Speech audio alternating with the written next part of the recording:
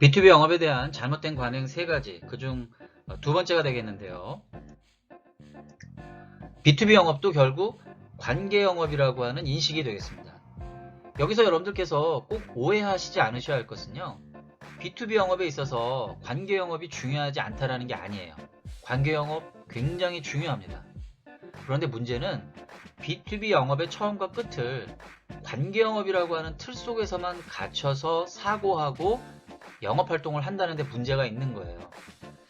다행히도 오늘날의 사회는 점점 공명함과 어떤 투명성을 중요시하는 사회가 됐기 때문에 과거와 같이 어떤 술 영업, 뭐 접대 영업, 형님 영업과 같은 관계 영업이 많이 좀 사라지고 있는 것이 사실이에요. 굉장히 고무적인 현상이라고 생각을 합니다.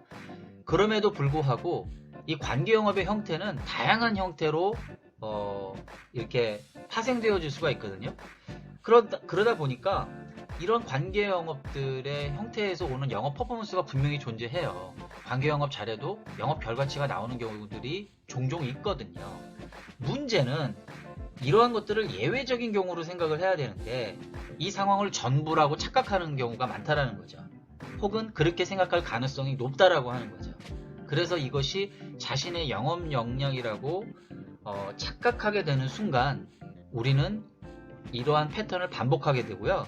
이것이 B2B 영업의 중심, 즉 관계 영업이 정말 영업 매출에 있어서 어떤 실적을 내는 데 있어서 정말 중요한 거구나 라고 생각하게 돼버린다는 겁니다. 이렇게 되면 그 영업사원이 새로운 고객을 위한 어떤 가치 발굴이나 제한 영업을 하려고 하지 않고 관계 영업에 한계를 긋고 그 틀 속에서만 움직이려 하기 때문에 영업 대표에게도 발전이 안 될 뿐만이 아니라 고객에게도 장기적으로는 별로 도움이 되질 않아요.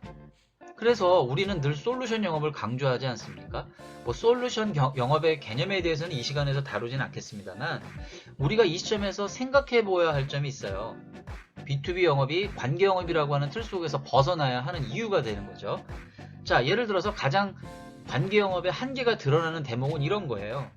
담당자가 바뀌는 경우죠. 내가 한 5년 정도 A라는 고객사의 B라는 영업 구매 담당자와 영업 활동을 해왔는데 그 B라는 담당자가 전출을 가거나 이직을 해요.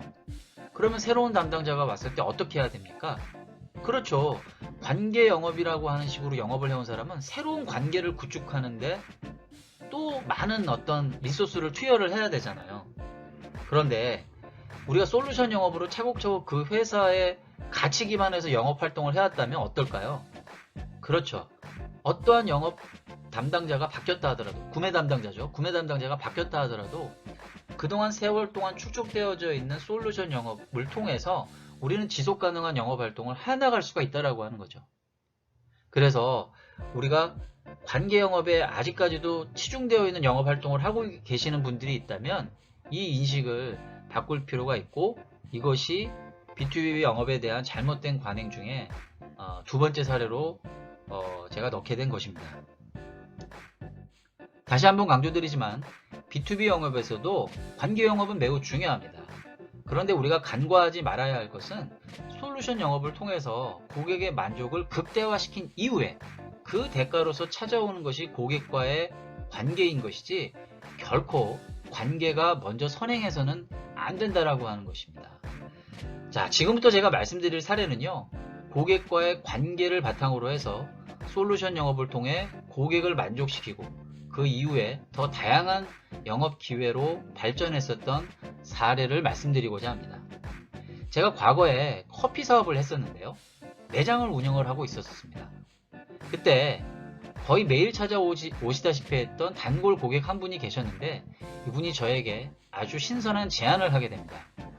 본인이 다니고 있는 회사에서 워크숍을 한다는 거예요. 한 300명 정도가 워크숍에 참여를 하는데 이 매장에서 먹는 사장님의 커피를 현장에서도 우리 직원들에게 꼭 체험을 시켜주고 싶다는 거였어요.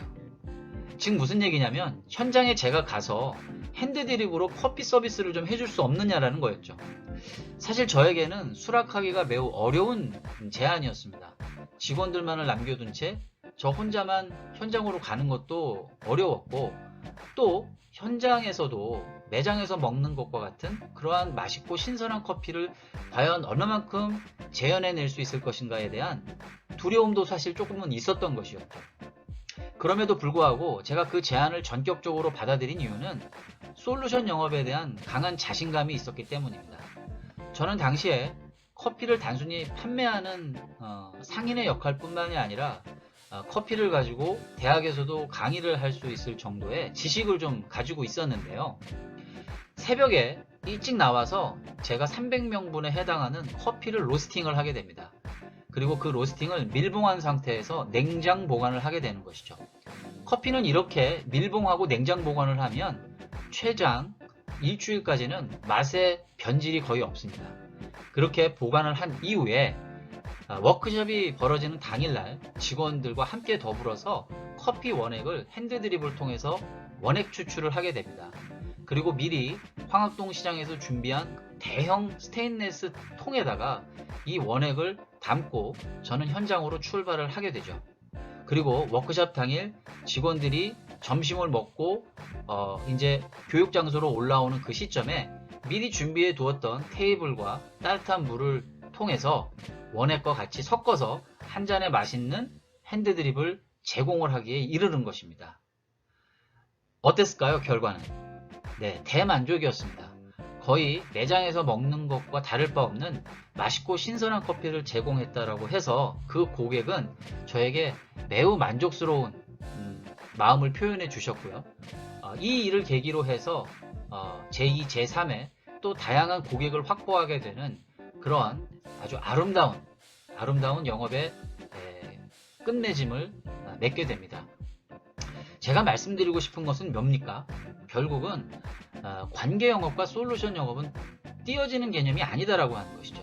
이를 통해서 우리는 먼저 고객의 만족을 극대화할 필요가 있다. 결국 저는 저희가 갖고 있는 지식과 경험 그리고 새로운 아이디어에 대한 도전을 바탕으로 해서 세계 최초의 핸드드립 케이터링 서비스를 했다라고 생각을 합니다.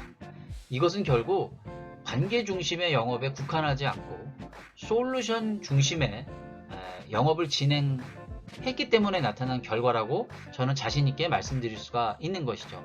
B2C 고객이었지만 B2B 고객으로서도 저에게 저의 솔루션을 믿고 저의 솔루션을 사고자 했었던 분에게 만족스러운 서비스를 제공했기 때문에 저는 성공적인 영업 사례를 만들 수 있었던 것이었죠.